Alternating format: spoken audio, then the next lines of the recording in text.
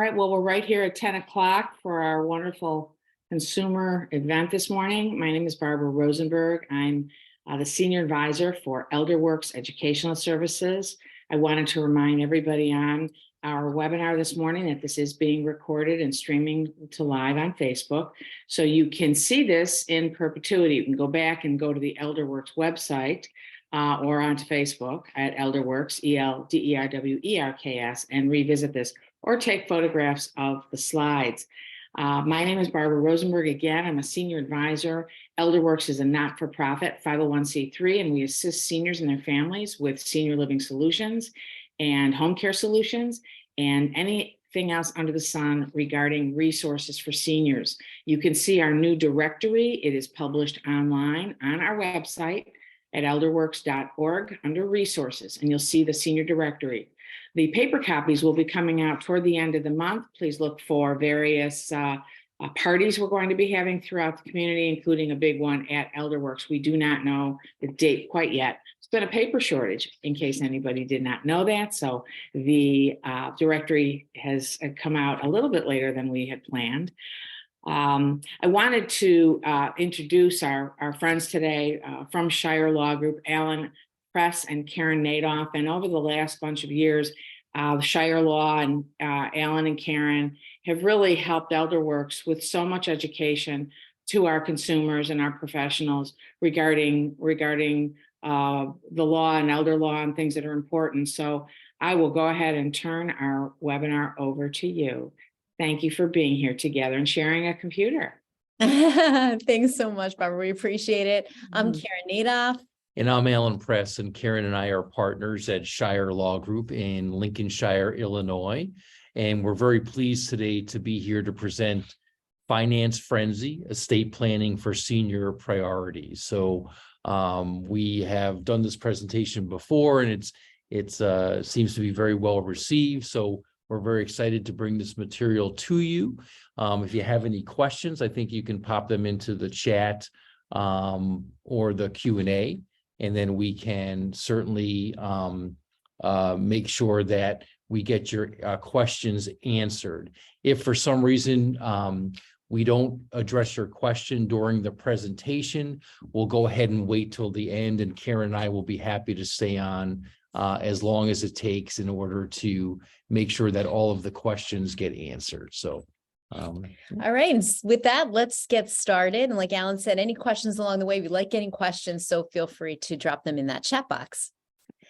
So you can also, if you have questions and you think of some of those after the presentation, feel free to give us a call at any time, 847-955-9000, or send us an email.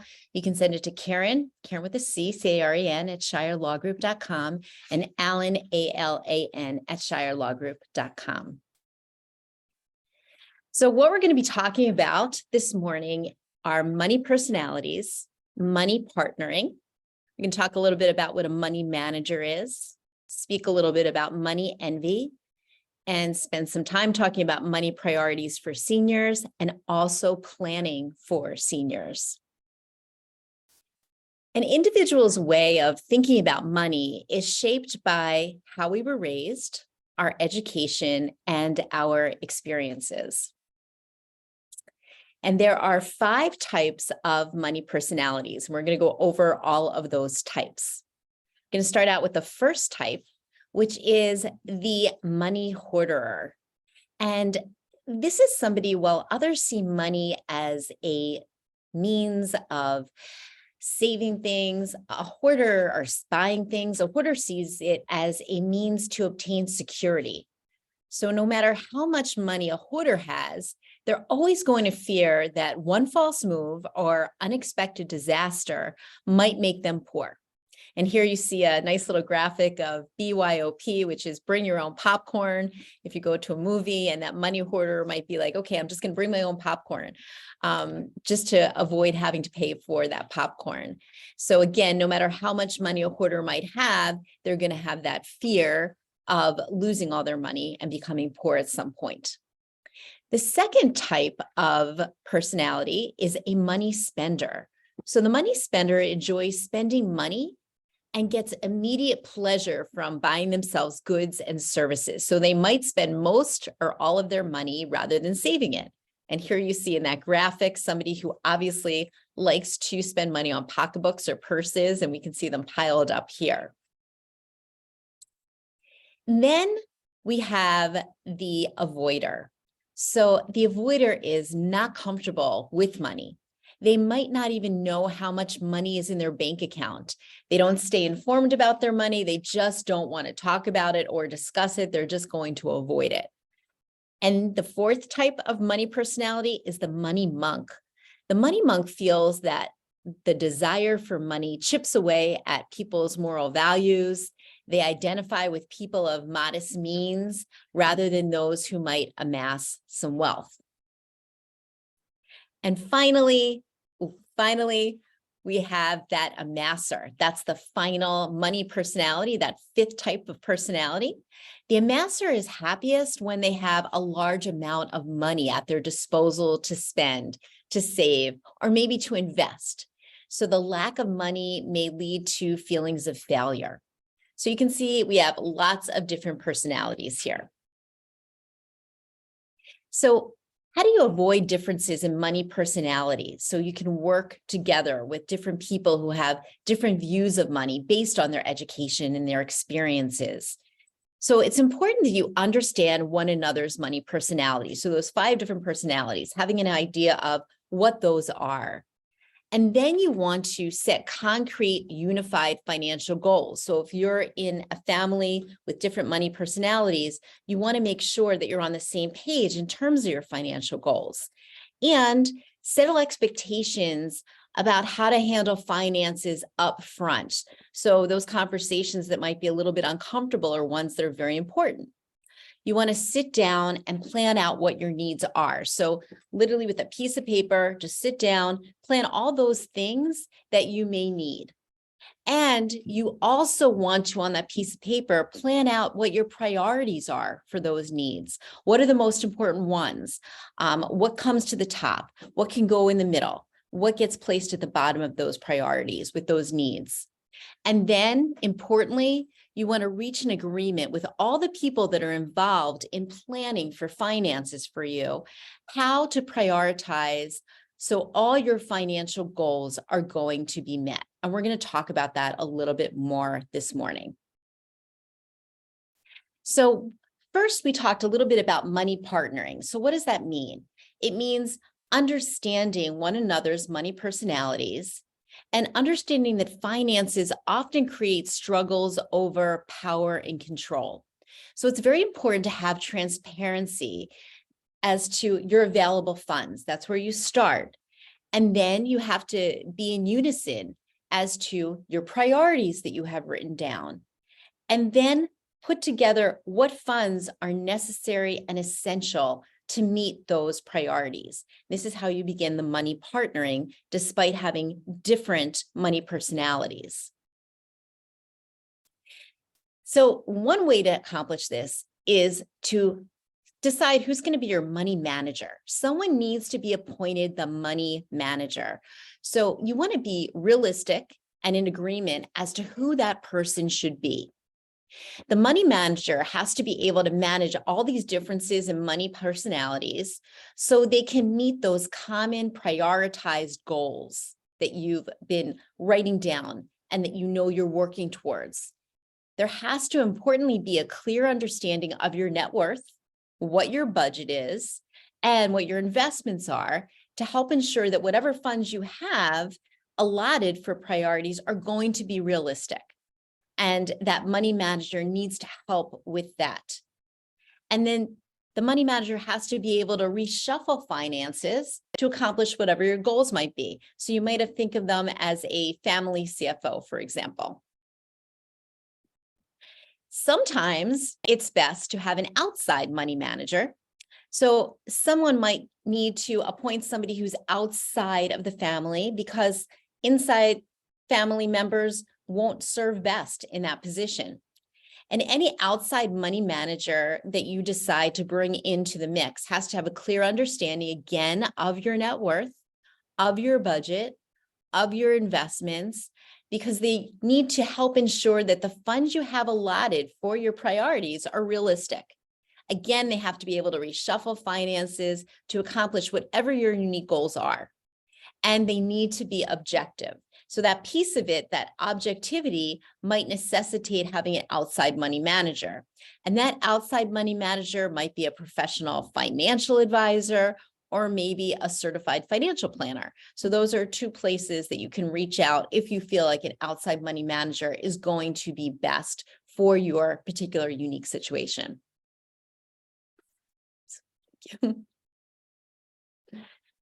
One of the things that we fall into is money envy, and this derails and distracts us. You don't want to fall into the trap of being green with envy, so to speak, over another family's apparent wealth.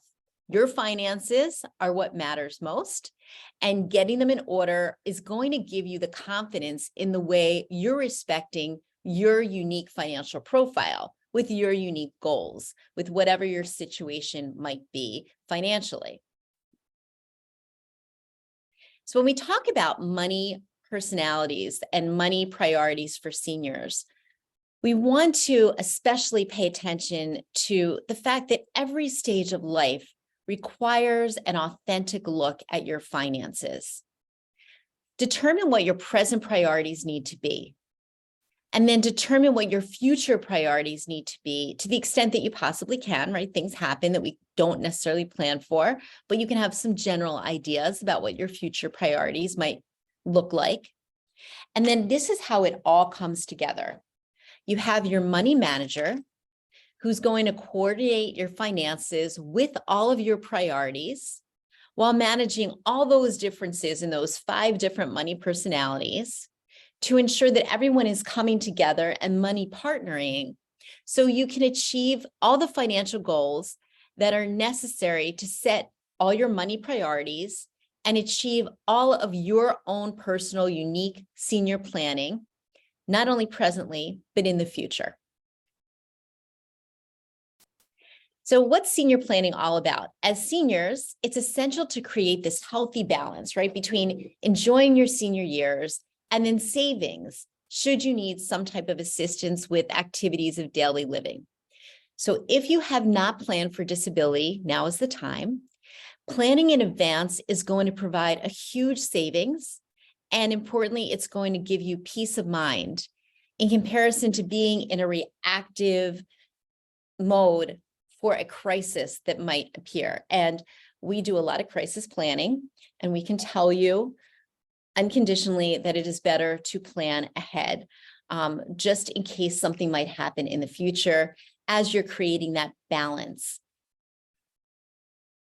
So estate planning is an important means to plan for and accomplish senior planning priorities. And we're going to talk about what kind of estate planning can help with accomplishing all those senior planning priorities that you have today and that you have in the future. We're going to first do a review of estate planning documents, and we're going to discuss how all of those coordinate with senior priorities and with your unique goals. Let's just do the basics. And if you have any questions, let us know. Just put those in the chat box. So we're going to talk about what is estate planning in general. Estate planning is the process of using an attorney to help you prepare for your future by planning for who you want your wealth, your assets, your property, and more to be gifted after you pass away. Those people that you're gifting to are known as your beneficiaries. In addition, for planning for who you want your wealth, your assets, and your property to be gifted to after you pass away, it's also for planning how you want those assets, that wealth, that property to be distributed. A lot of people just think about estate planning for what happens when I pass away, but there's a very important piece of estate planning that plans for the present, for an unexpected disability, incapacity. So it also directs your healthcare and guides your finances during your lifetime. Estate planning also minimizes or avoids tax, and it can minimize or avoid probate. And probate can be very time consuming and expensive. And Alan will touch on that just a little bit in a moment. So here's a chart that we put together for all of you this morning This is the ideal family estate plan. And as we work our way through the presentation this morning, we're going to discuss a lot of these different pieces. But the ideal family estate plan, you'll have a will, which is known as a last will and testament, or you'll have a trust that has a pour-over will. And then you'll have a power of attorney for property, a power of attorney for healthcare, a HIPAA authorization, a living will. We're going to talk about all those this morning. You'll have some assignments and deeds, maybe beneficiary designations. Hopefully you'll have some long-term care planning in there. You might have irrevocable trusts. And we also will discuss that roadmap of your estate plan towards the end of the presentation this morning. And with that, Alan's going to go through a little bit of these pieces. Thanks, Caren. So let's start off with the last will and testament. I think a lot of us know what this is, either through personal experience, perhaps, or watching things on television. It's commonly referred to simply as a will. It's important to note that a will is only going to be effective at death. So that's an important point when we contrast a will to a trust later on. A will is also going to allow you to designate a guardian or guardians for any minor children that you might have. And basically, it's going to instruct the probate court as to how you want your property distributed and to whom.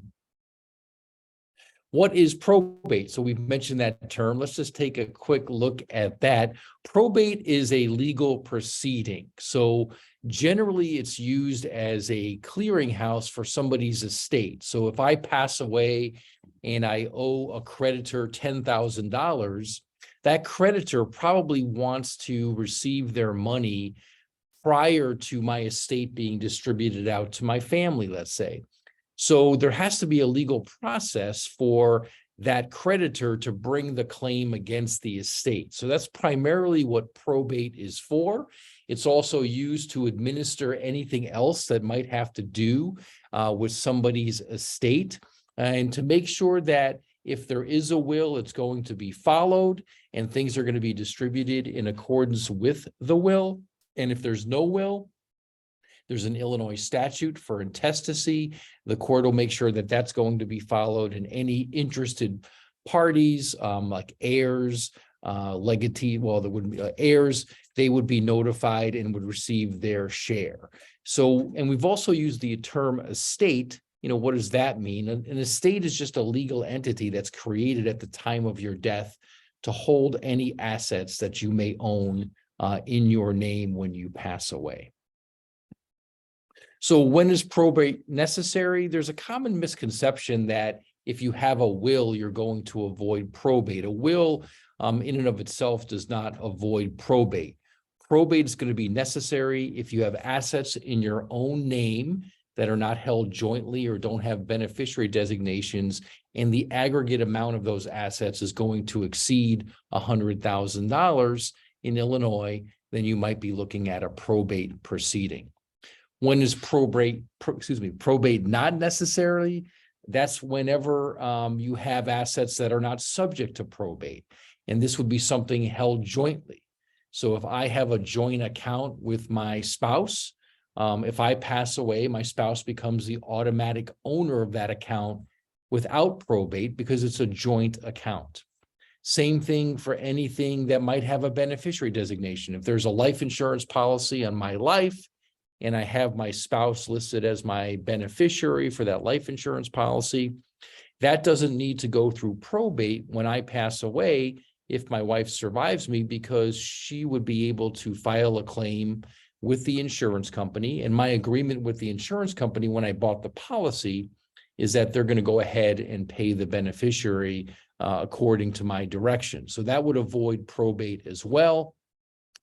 There's also anything that might be held in a trust. So we're going to talk about trusts in a few minutes, but generally assets that are held in a trust are going to avoid probate. So that becomes a valuable tool when you're doing your estate planning. And then there's some other things too, like assets that might be subject to a transfer on death or a payable on death. You might have a bank account, let's say, that says, POD to so-and-so. So when you pass away, that money is going to go automatically to the person that you've designated as payable on death.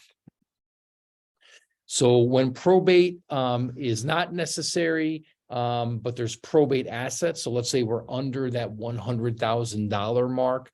Let's say somebody passes away and they have a bank account with $20,000 in it, and that's their only asset. Does that have to go through probate, even if it's in their own name? And the answer would be no. There is in Illinois a special procedure called a small estate affidavit, and that can be created in order to deal with that account. So what happens if there's no will? Well, if there's no will, there's no executor. So if a person dies without a will or any type of estate planning, they are what is known as being intestate. So what happens is that interested persons, let's say you have a married person with children, any one of those individuals as part of the family could petition the court to become the administrator of the estate. So the court would have to approve the person being appointed the administrator, and then that person would go ahead and administer the estate in accordance with an Illinois statute, which designates who is going to receive the money. That might sound well and good, but there's a couple of drawbacks here. Number one is your money may wind up going to somebody that you didn't anticipate or you wouldn't have wanted to leave the money to. And second of all, without a will, a probate proceeding is also going to require a bond or surety on a bond, which can add greatly to the expense of administering somebody's estate. So having a will at a minimum is always going to be a good idea. If nothing else, it'll dictate, make sure that the money is going where you want it to go, and it will also typically allow the executor to avoid having to purchase surety on any type of bond. So how does a will coordinate with senior priorities? Well, a will is not going to avoid probate, but it's going to streamline the process. It's going to avoid the cost and expense of purchasing a surety on the bond. A will is going to allow you to designate who you want to be in control, acting as your executor. And it's going to basically allow you to dictate to whom your assets and your money go to. So remember that wills are only effective upon death. Therefore, they don't have the ability to plan for incapacity. So if I'm in a car accident and I'm in the hospital unconscious, my will doesn't do anything for me because I'm still alive. So the will is going to be limited to being useful only when somebody passes away. So let's switch gears a little bit and talk about trust. There's a misconception that trusts are only for wealthy people, and that's not necessarily true. I mean, of course, you have to have some sort of assets for a trust to make sense, but the amount of those assets is really something that becomes down to a personal decision as to whether or not you think a trust could be useful in your situation. So what is a trust? It's a legal document like a will that you create during your lifetime, and it's meant to streamline the administration of your assets during life and after death. And this is because a trust, unlike a will, becomes effective immediately. So not only can it help plan for death, but could also help plan for potential incapacity or disability on your part if that happens to you while you're alive. A trust is going to provide privacy because there is no probate proceeding. Nothing has to be filed and there's no court proceeding. So nothing is going to be on the public record. And a trust is also going to allow maximum control. Let's say you have beneficiaries that you're concerned about how they're going to spend their money. Maybe they're not going to be wise with the money. Would it be better to provide a trustee that is going to manage the money for the benefit of your beneficiaries during their lifetime? That might be something that's attractive to you, rather than just leaving them the money outright and hoping that they make good decisions. A trust is also going, if you have your assets in the trust, you're also going to bypass the probate process altogether, which many people like because it reduces cost and produces a large savings of money for the estate. And by creating a trust, you're enabling your trustee or the person you're designating to control the trust after you're unable to do so yourself, to carry out your wishes very specifically as to what you want to have happen. So what are some things that are true about trusts? Well, they're going to give you more control as to how your assets are distributed. Trusts need to be funded. So this is very important. We see people come into the office and someone's passed away and the person had a trust, but we take a look at the trust and everything looks fine. But then when we take a look at their assets of the person that passed away, nobody ever moved any of the assets into the trust. So many of the benefits like avoidance of probate, ease of administration, and privacy, are all going to be lost because nobody took the time to put the assets into the trust. So funding your trust or making sure that your assets are set up to work with the trust, making sure your beneficiary designations are set up properly to work with your trust is going to become very, very important. Trust can avoid probate. We've already talked about that. They remain private because there is no probate, and they're going to be much easier to administrate. So let's just quickly take a look at trust terms because sometimes these can be confusing.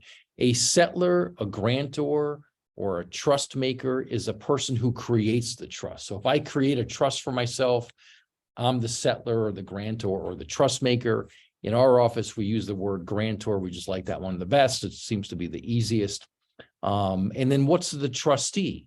Well, if I create a trust, I'm the grantor. I may want to designate somebody to be in control of the trust. Now, can I also be the trustee of the trust that I've created? Of course, and that's very, very common. So I create a trust. I appoint myself as the trustee during my lifetime. I may have successor trustees that are going to be designated to act for the trust if I can no longer do it myself, either due to incapacity or death. But it's very common. It's usually known as a revocable living trust. You may have heard that term before, is where somebody sets up a trust. They appoint themselves as the trustee of their own trust. And what's a beneficiary? Well, a beneficiary, this one might seem a little easy, is the person who's going to benefit from the trust, right? So can I be the beneficiary, the trustee, and the grantor of a trust? And again, the answer is yes. So I create a trust for myself. I put myself in charge and make myself the trustee, and I'm also going to be the beneficiary of this trust during my lifetime. Now, I may have different beneficiaries after I pass away, other people that I maybe designate to be the beneficiaries of the trust, so they can change depending on where you are in the life or death cycle. But yes, you can be all three of these things: a grantor, a trustee, and a beneficiary. So people use revocable living trusts because it gives considerable control over the assets in the trust and will enable you to structure how they're going to be managed either during incapacity or how they're going to be managed after your death. They also help people plan for any type of disability or cognitive impairment, because if I were to suffer from a cognitive impairment in the future, I'm going to want someone else to become the trustee, but manage that trust for my benefit while I'm alive, so they can take care of me with my own money. A trust is also popular because it's going to avoid probate. We've already talked about that. It's going to protect the privacy of the beneficiaries, again, because the trust is not recorded or filed. And the trust, if I create a trust, and it's I can go ahead and make changes during my lifetime. So if I change my mind about, whom I want the assets to be delivered to at the time of my death, I can make an amendment. So by being a revocable living trust, the person or the grantor retains the right to make changes or to revoke the trust at any time. I could change the beneficiaries. I can designate new ones. I can make any new stipulations that I want. That right, though, is only with the grantor or the creator of the trust. So if I become incapacitated, no one else can amend the trust generally. It's just going to be the person who created the revocable living trust. So in what ways does a trust coordinate with senior priorities? Well, it's going to provide peace of mind that you provided for your family and your loved ones in a manner that's going to meet your unique goals and desires. It's going to allow the person creating the trust to allow for specific ages or specific conditions that they may want to put in place before beneficiaries can receive money and for what purpose they can receive money. A trust is going to avoid property distributions that you didn't intend, right? Without a will or a trust, Illinois has a statute that may or may not fit what you're looking to do, but that's the way it's going to be unless you direct it otherwise. A trust is going to avoid probate, so that's always helpful for people because it winds up saving the estate and the family money. And you've worked hard and you've accumulated a certain amount of assets and wealth during your lifetime. It would be a shame for after your death that those assets are distributed in a way that you didn't intend or you wouldn't have wanted. So taking control of that process and making sure that it fits your planning and your desires is going to be the best way to do that. So whether you have a will-based plan or a trust-based plan, it's extremely important that you plan for disability. So planning for disability, what happens if you become incapacitated? So Alan already talked about this revocable living trust. That's one way to plan for incapacity because a trust is like that super document. It's effective during lifetime and upon death, as Alan just went over. And then there's other documents that are very important that you have in place for planning for any kind of disability or incapacity. Those documents, and we're going to talk about each one of these individually in a moment, are the power of attorney for property, the healthcare power of attorney, a HIPAA authorization, the declaration for mental health treatment, a living will declaration, and a DNR or a do not resuscitate. So you see here that some of these documents have this asterisk next to them, and those are health-related medical documents that make up what is called your advanced directives. So your advanced directives are that healthcare power of attorney, the HIPAA authorization, the declaration for mental health treatment, the living will declaration, and the DNR or the do not resuscitate. You must create advanced directives while you are still able to make decisions for yourself. This is very, very important because you cannot create powers of attorney and healthcare directives after an injury or illness prevents you from making your own decisions. You must be mentally competent to create your powers of attorney and healthcare directives. It is very important that you put those in place while you are still able to. First, we're going to talk about that power of attorney for property. So power of attorney for property is also known as a financial power of attorney or a durable power of attorney. At our office, we call it a power of attorney for property. This is a written document in which you give someone the power to make decisions on your behalf about your property or your finances if you become unable to make these decisions yourself. So think of property in the broad sense, not just real property, but bank accounts or investment accounts. The power of attorney for property is unique because it can be written so it can be used for convenience and upon incapacity. So if you're traveling and you can't get to a bank and you need something done at that bank, if you draft your power of attorney for property for convenience as well as for incapacity, the people that you've stated are authorized to step in on your behalf and help out with financial affairs can go do whatever you would need them to do. You wouldn't have to be incapacitated for them to step in and help out. You can also have a hybrid in your power of attorney for property, where some people that you name can act for convenience and other people can only act upon incapacity. So it's a unique, nice feature of the power of attorney for property. Importantly, all of these powers of attorney and healthcare directives that we're going to be talking about today, none of these supersede or trump your rights to make your own decisions. That's a very important piece of this as well.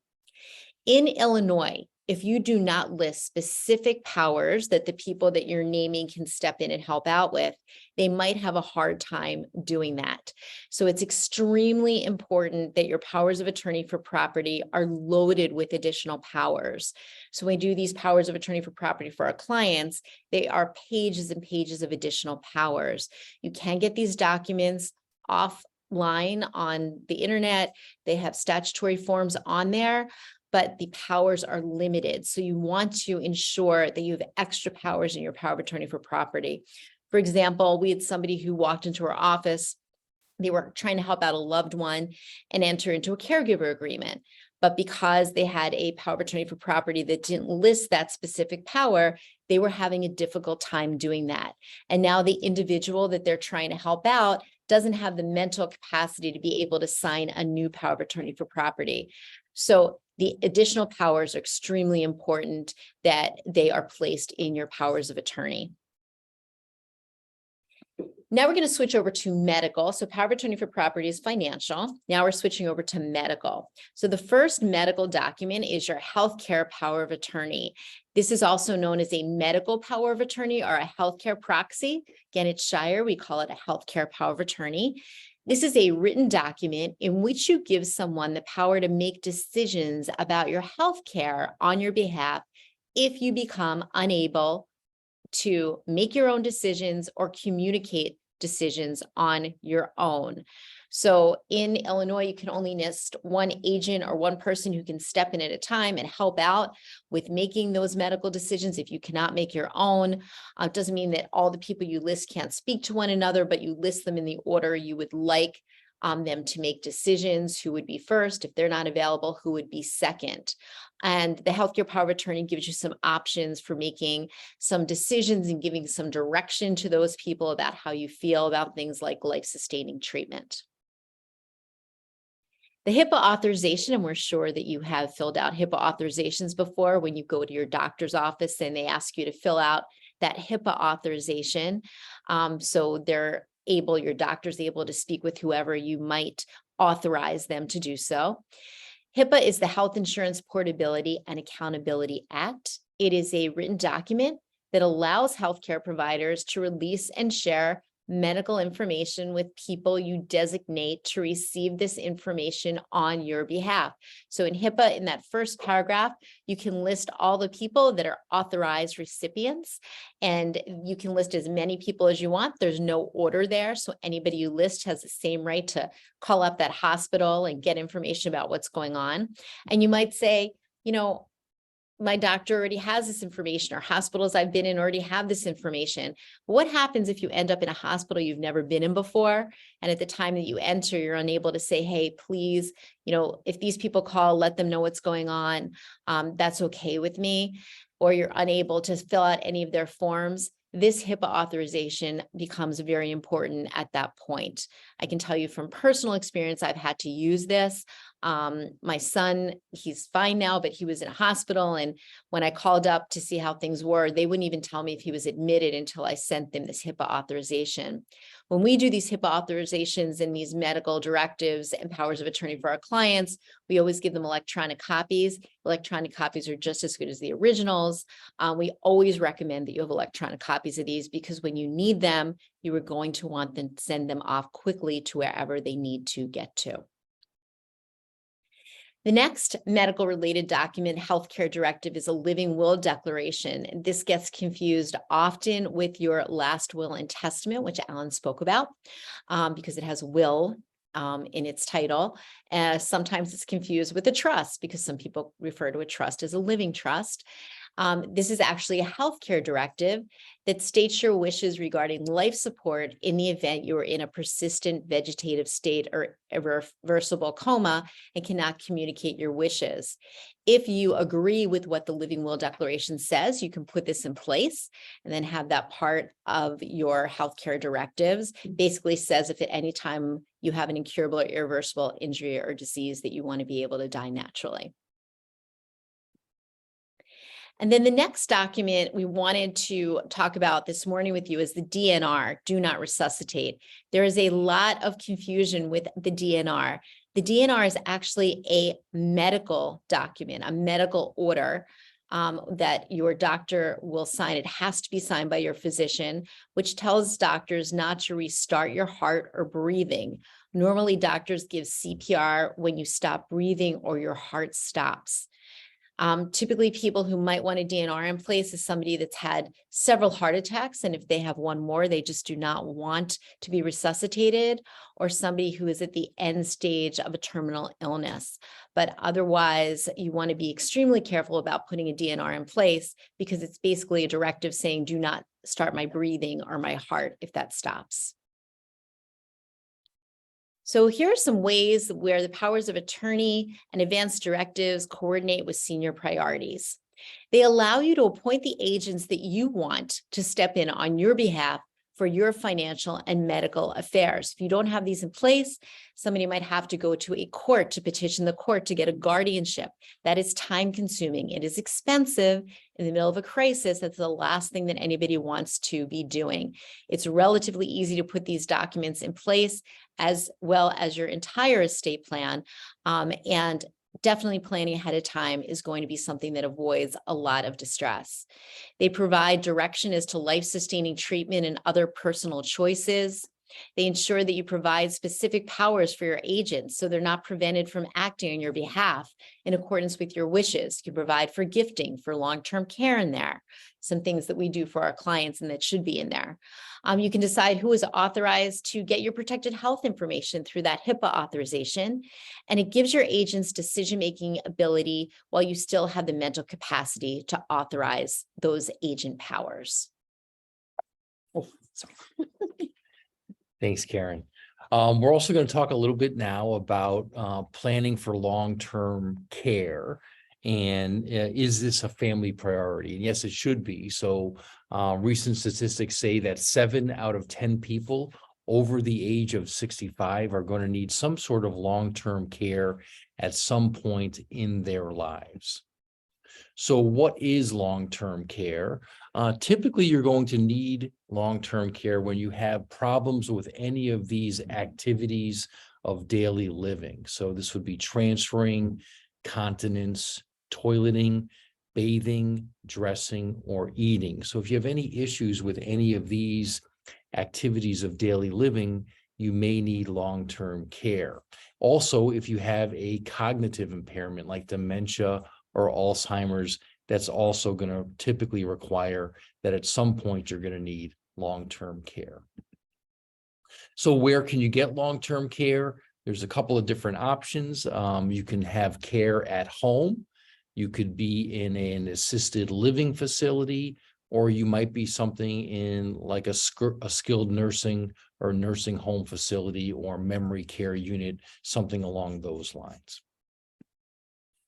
So how can you pay for long-term care? Well, one would be private pay. So you've used some of the skills that Caren had mentioned early in the presentation about saving for senior priorities and managing your money well.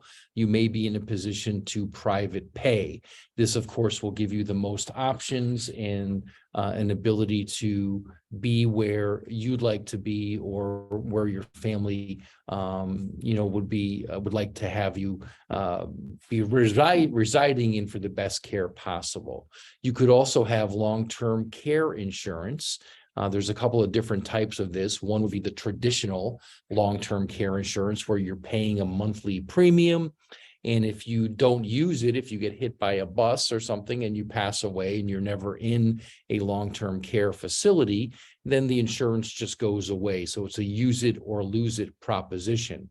The issue with some of those policies are that the premiums can increase. So many of you who may have looked into this are probably aware of this situation, but the premiums can increase as you get older. And, unfortunately for some people, they may have to wind up dropping the insurance because it's not affordable anymore, but they're doing that at the worst possible time, because as they're getting older, of course, your likelihood of needing long-term care is statistically going to increase. They also have other more creative solutions for this. We call them asset-based solutions, or they could be based on a life insurance policy or an annuity that you would purchase that would have a death benefit, but you might be able to use some or all of that death benefit during your lifetime for long-term care.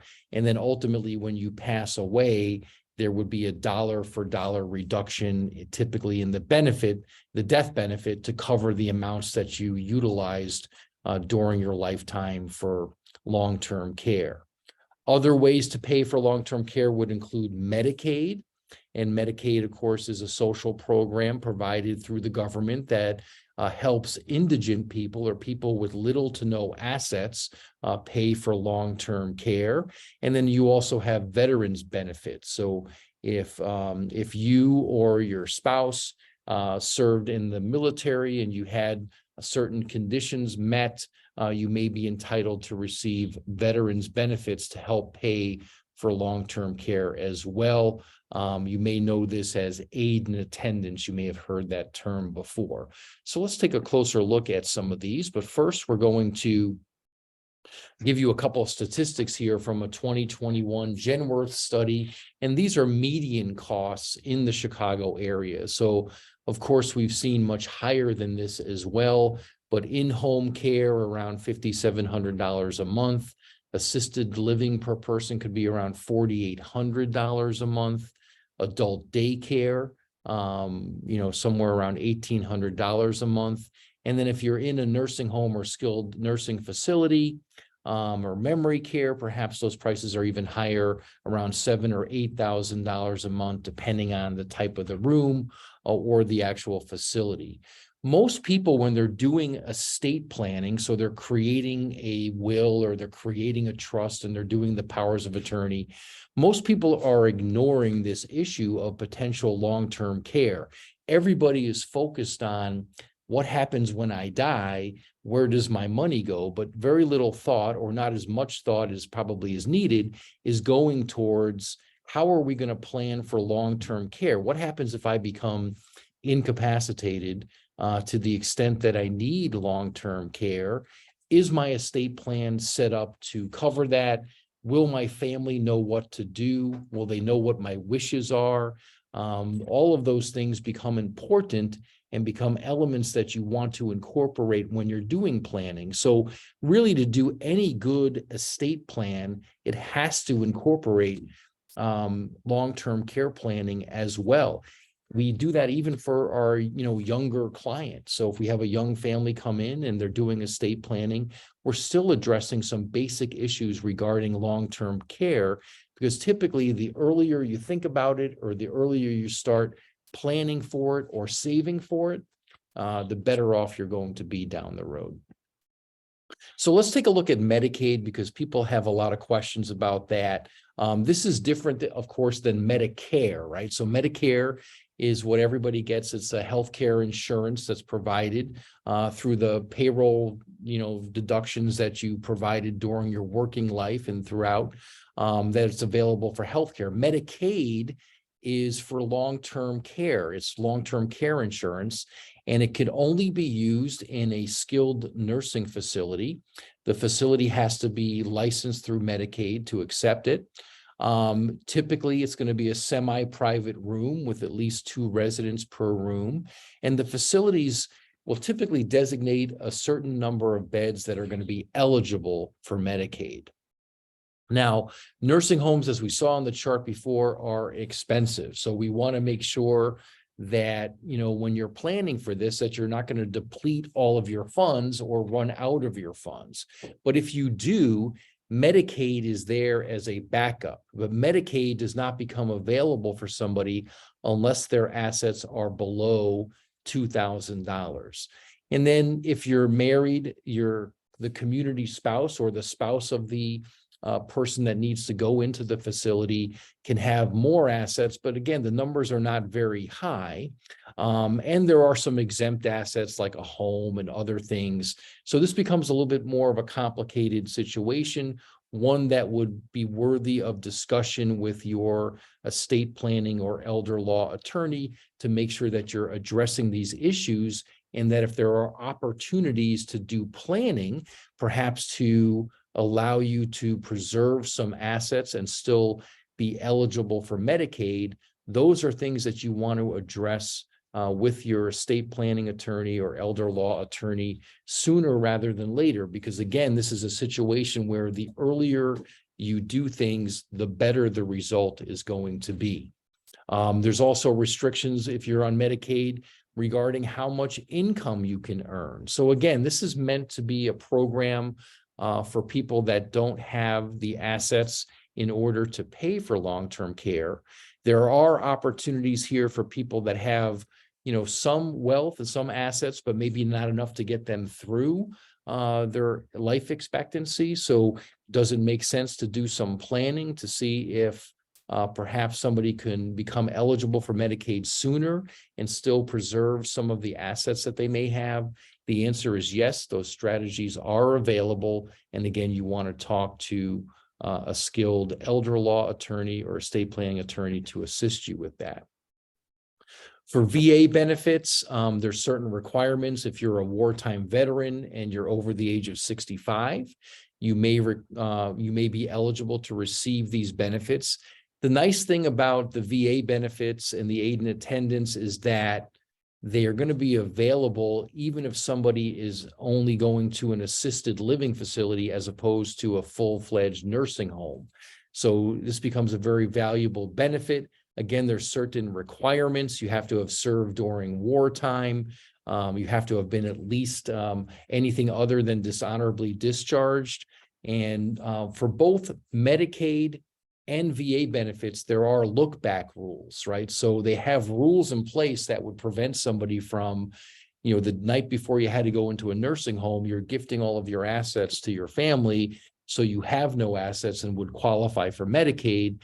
That's not going to work, right? Medicaid is going to have a 5-year look back, and VA benefits are going to have a 3-year look back in those requirements. So again, you want to talk to an attorney that practices in elder law or estate planning.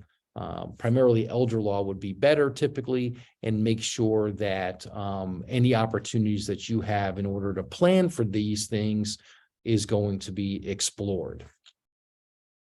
So there's also some other requirements here. We're not going to go, because we're getting a little short on time, we're not going to go through all of the specific requirements for these things. But if you are a veteran or the spouse of a veteran, then you want to explore this possibility as well. This is different than a service-connected benefit. Like if somebody gets injured while they're serving in the military, they might get benefits, VA benefits for that injury or that condition that they might have. This is different. This is actually long-term care benefits that might be available, pension benefits basically that might be available to anyone who is a veteran or the spouse of a veteran. So with all of this planning, we want to point out that it's always better to pre-plan as opposed to crisis planning, right? So if somebody comes to our office and let's say mom or dad is already in a nursing home and they're trying to figure out what to do because they're running out of money, at that point, your options are going to be very, very limited, right? Because you're already in the crisis situation. If you're doing this planning and you're thinking it through in advance, and perhaps you get to learn about a couple of strategies that you might be able to employ, that's always going to be a much better situation because you're going to have the ability, time is on your side type of thing in order to plan to maybe circumvent the 5-year look back or plan around it. So there are certain things that can be done in order to help you plan for long-term care. So when you want to discuss this with somebody or with a firm that has experience and that knows how, these different systems work, Medicaid, VA benefits, they're very, very complicated. You do need somebody to help you navigate through it. And certainly if you're in a position where you have the opportunity to pre-plan for these things, then again, developing strategies with an elder care attorney is going to be a big benefit to you in in planning for this type of a situation. So with that, I'm going to turn it over to Caren, who's going to take us through our roadmap concept. And let me just, sorry, Caren, just fixing that. There we go. I'm putting something in the chat to add Oh, to Medicaid and possible living situations. Oh, perfect. Thanks, So that Barb. you can all read it, because I am adding another category. You can take a picture of that. I just wanted to add that as another sort of place a person can live that's relatively healthy, that doesn't need to go to a nursing home. And so I just wanted to add the supportive living category that thank does take Medicaid. Yep, that's great. Um, Thank And you. so I did a narrative in there. If you want to go to your chat, you can take a look at it. So I just wanted to add that as long as you finish that slide. All right, super. All right, and then this is the roadmap is something that you saw at the top of the presentation when we began discussions this morning on that ideal family estate plan. And the roadmap is something that we have thought about for a while. We actually created roadmaps for our clients, but you can create them on your own.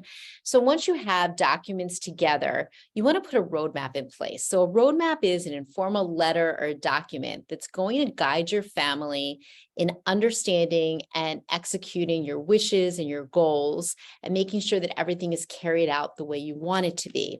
Things that would go in a roadmap: where you keep important documents, important contacts, anything that anyone would want to know if something happens to you, your assets, what is paid online, do you have a safety deposit box? So we started with this roadmap concept, understanding that when somebody passes away, often family members have no idea where to find things, what bills they need to pay. You know, that safety deposit box bill that comes annually that they don't know is out there, it doesn't exist. So the roadmap is an opportunity for you to put together anything that anyone would need to know should something happen to you. It's a very powerful way of making sure that your loved ones or whoever is going to be helping out if you're incapacitated or upon death are going to make sure that everything is accounted for just the way you want it to be. And, you know, when something happens, there's a lot of steps that are left to decipher. This helps it make very easy for anybody who is picking up any of your estate, learning what you have out there, where things are, what important contacts are. It's also a great way to leave any kind of notes you would want to leave or any kind of instructions that you would want to leave. So the roadmap, you can make this your own. It could be something that you write out. It could be something that you put on an Excel sheet. Any way that you want to put it together, there's no right way to do your roadmap, but it's just a very important essential document that you can use to make sure that anybody needs to know anything that might be left behind, an heirloom, the importance of that, where you might have money that you need accounted for to certain people, gifts that you want to make, that type of thing. So again, think about that roadmap, put something in place, doesn't matter what it is, but just a guide, literally a roadmap of what you have in place, what's paid online, where important things can be found, any kind of special notes that you might want to write. We love questions. We see there's a couple things in the chat, so let's see what we have in there. Because here's the information about supportive living. All right, great. Yeah, thank you. You know, this presentation is very dear to our hearts. It's one that we really like presenting because it just brings an awareness. It's relatively easy. You know, it's something you might not think about every day, but just to think about what your priorities are, what your goals are, you know, what your finances are, how those are all going to mesh together so you can think about your estate planning, so you can make things easier for yourself and for your loved ones should something unexpected occur. Yeah, really my parting words would just be peace of mind by getting, you know, your planning taken care of. You can then put it aside, go on and live your life and know that you've got these things covered if they ever became something that needed to be dealt with either you or your family. People are often so fearful of, you know, it's almost like if you say it, it's going to happen. And so, you know, we refer to it as sort of the God forbid book, putting everything together and doing it correctly and putting it away in that trusted person. So, somebody just asked, do you assist with adding someone to property? Yes, and we will caution though that that's not always the best way to do estate planning, right? So like some people say, well, I own my house and why don't I just put my kids on title so when I pass away, they're just going to own the house. I mean, that could create other problems, which I won't go into right now, but you definitely want to talk to a professional like an attorney to make sure that whatever you're doing to, to do estate planning, that it's being done properly and in the best way possible. But yes, we do help clients with doing that as well. So we would be happy to assist. You can always just give us a call. And yep. I see, if you go to the top of your chat, everyone, you'll see Shire Law Group in Lincolnshire. You will see Alan and Karen's emails at the top, and Alan at shirelawgroup.com, ALAN, and Caren, CAREN, at shirelawgroup.com, and they are located in Lincolnshire. So that is all the way at the top of the chat.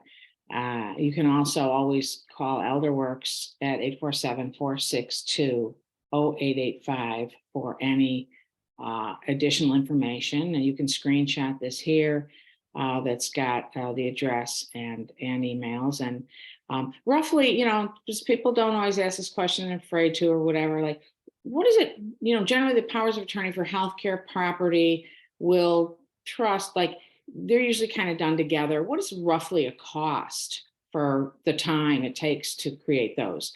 And we talked about this before, because these are not documents you should get online. These are documents that need to be done.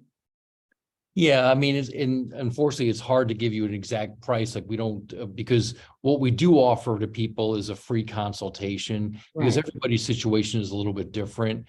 We do everything pricing on a fixed fee basis. So almost all of our estate plans can be quoted on a total price after we have the consultation and know exactly what they're looking for.